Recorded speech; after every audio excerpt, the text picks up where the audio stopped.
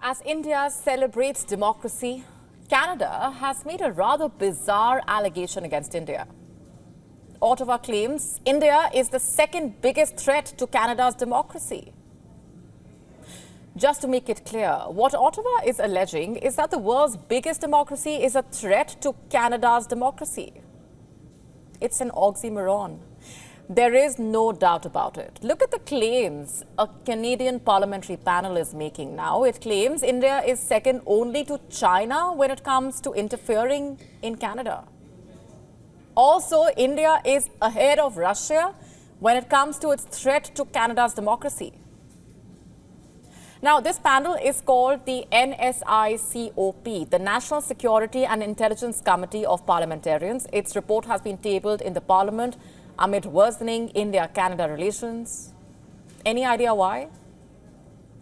Does it have anything to do with the upcoming elections? Or does it have anything to do with Trudeau's vote bank politics?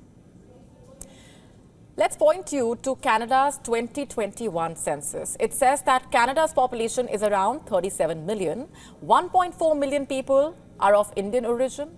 770,000 are Sikh.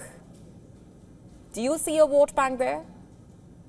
And here's something else you must know, by the way. Justin Trudeau's party does not have a majority in the parliament. The Liberals depend on Jagmeet Singh's New Democratic Party to stay in power.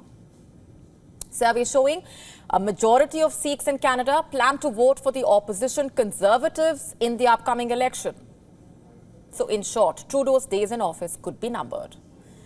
Surely he is doing all that he can to appease the voters.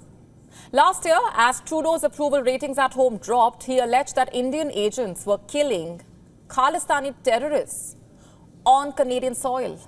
It was on the 18th of September that Trudeau cried that there were so-called credible allegations of a potential link between Indian agents and the murder of Khalistani terrorist Hardeep Singh Nijjar. It's June 2024. In 9 months, Trudeau has not been able to provide any solid evidence to back this claim.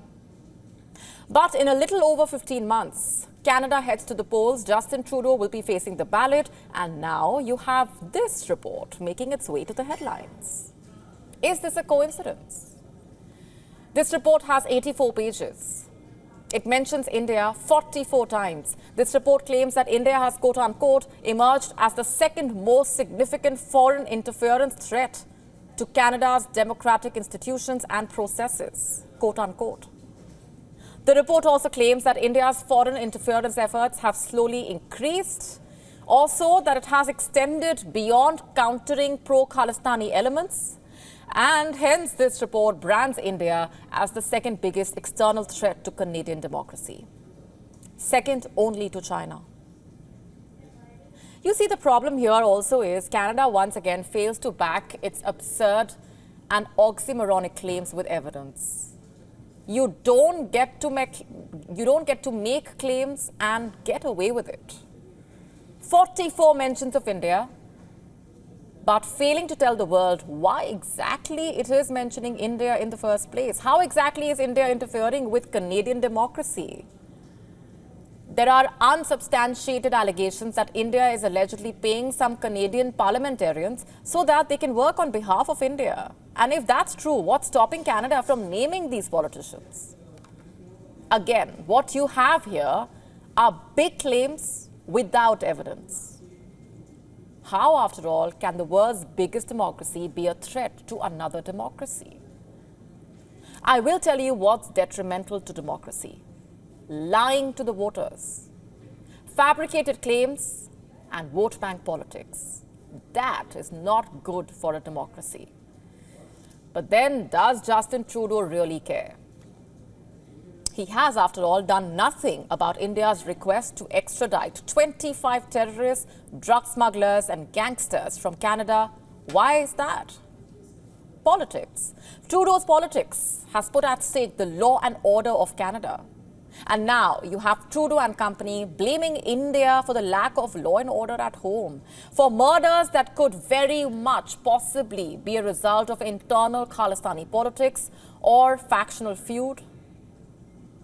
Remember what Hillary Clinton had said about snakes in the backyard? Snakes will bite. Terrorists will spread terror. It is the government's job to ensure that the society is safe. But here you have a Prime Minister casting a blind eye to threats being issued to foreign diplomats. I will tell you what else is a threat to a democracy and its progress. When diplomatic relations with a friendly country are put at stake because the Prime Minister only cares about votes and politics. And that is the threat that Canadian democracy is currently facing. To stay up to speed with the latest news, download the WION app and subscribe to our YouTube channel.